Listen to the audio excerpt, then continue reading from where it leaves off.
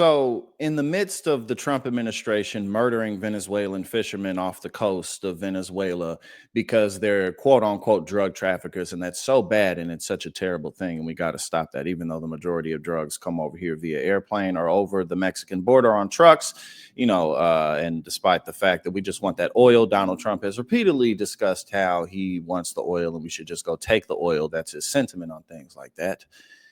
Yeah, he pardoned ex-Honduran president Juan Orlando Hernandez on Sunday, a drug trafficking Honduran ex-president, because basically, the pardons and the commutations are open for sale. I mean, at this point, there's really no reason to believe that he won't pardon whoever it is that's on your mind. He likely is going to pardon Ghislaine Maxwell because of how much dirt she has on him and the positioning and the leverage that she has, even though he's already caught red-handed being all over the Epstein files. So let's go ahead and get into this because I got a show to host in not too long. So let's finish this up right now. We're in a very nice airplane, but it's rocky. Any questions? We had some great economic numbers come out. As you know, we're doing very well economically. A lot of factories are being built all over the country and all of that, but very strong numbers came out. Go ahead. Can you give us an update on all lies? We're doing very good. We just got very good economic numbers. We're doing very good economically. Go ahead, ask me another question. All lies. All lies. No, we're not doing good economically. The economy is getting worse. People are falling deeper into debt. People are losing their jobs. Inflation is spiking. Energy prices are up. All of that is BS. While his polling numbers crash and he says things like, I got the highest polling numbers I've ever had. Well, we're going along. We're going along well. We want to stop people from being killed. It doesn't have much to do with us. And I'd like to see if we can save a lot of souls. A lot of people are being killed. Last month, we had 27,000 people killed in that ridiculous war that should have never happened. Would have never happened to everyone. Have you spoken with Rubio and Whitehouse's? I have, yeah. I've spoken to them. They're doing well. Ukraine's got some difficult little problems. Have some difficult problems. But I think Russia would like to see it end, and I know Ukraine would like to see it end. You just said that Ukraine has a little bit of problems. Well, we have a corruption situation going on, which is not helpful. And is that impeding the peace talks? Him talking of corruption when he literally is residing over the most corrupt administration in American history. I said it was going on for 3 years, right? Didn't I say it? For 3 years I said it. So I was way ahead of schedule. But I think that there's a good chance we can make a deal. Mr. President, on Venezuela, can you tell us more about why the airspace of Venezuela should be considered closed? Because we consider Venezuela to be not a very friendly country. They sent millions of people, really, and probably a number in excess of that. And a lot of those people they sent millions of people and probably a number in excess of that. A number in excess of millions would be billions. He just says things. He just says shit. It's possible that they sent 200 million people over here. It's possible we have 250 million Venezuelan migrants hiding out underground in the United States.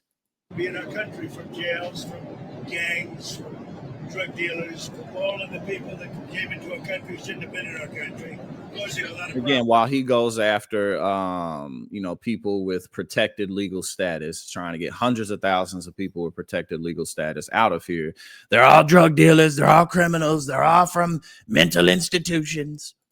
Does your warning and drugs. Does your warning mean that an airstrike is imminent, or should we not read it that way? Don't read anything into it. The New York Times reported that you had a phone call with Maduro. Did you?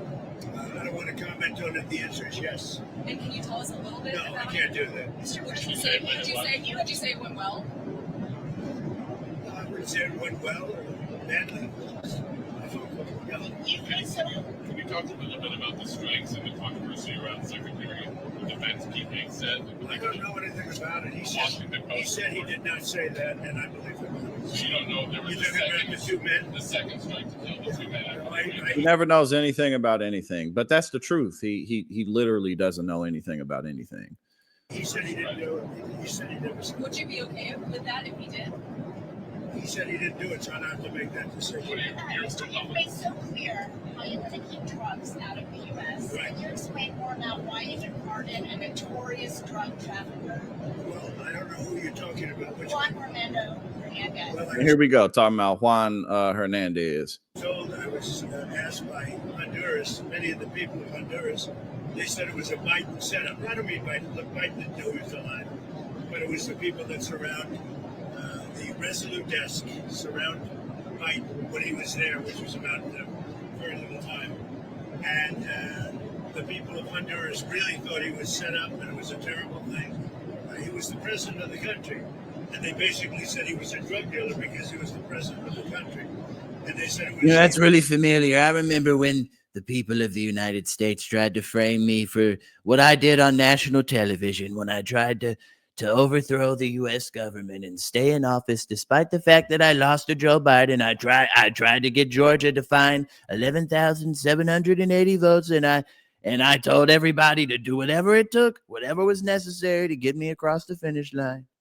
It wasn't fair for the Honduran president either. It's because he was president. They said he was a drug dealer. I mean, that is literally what he's saying. You know, I kind of felt for the guy. Biden administration set up, and I looked at the facts and I agreed with them.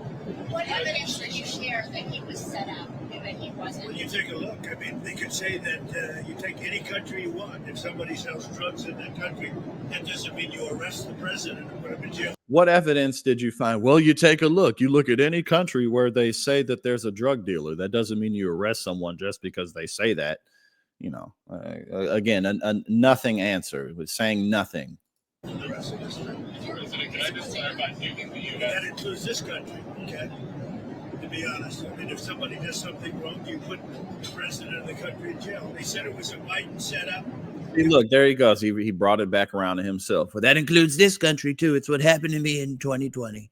It's a Biden administration setup, and you have a big race going on this week, next week. I think it's going to be a very important race. It'll be interesting to see Honduras. That's what you're talking about, right? Correct, yes. Yes, ma'am.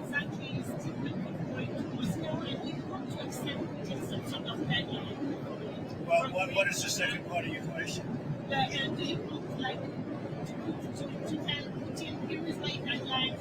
I don't have a deadline. I have a deadline when the war is over. And There we go. That's it. We will watch the rest, but actually, I'm hosting a show in a little over 30 minutes, so I got to make sure that I'm ready. Got to get this glare together. But yes, of course, again, and the irony of it being that, you know, Donald Trump, but we're at war with these nations who are sending drugs. But I'm gonna pardon Juan Hernandez.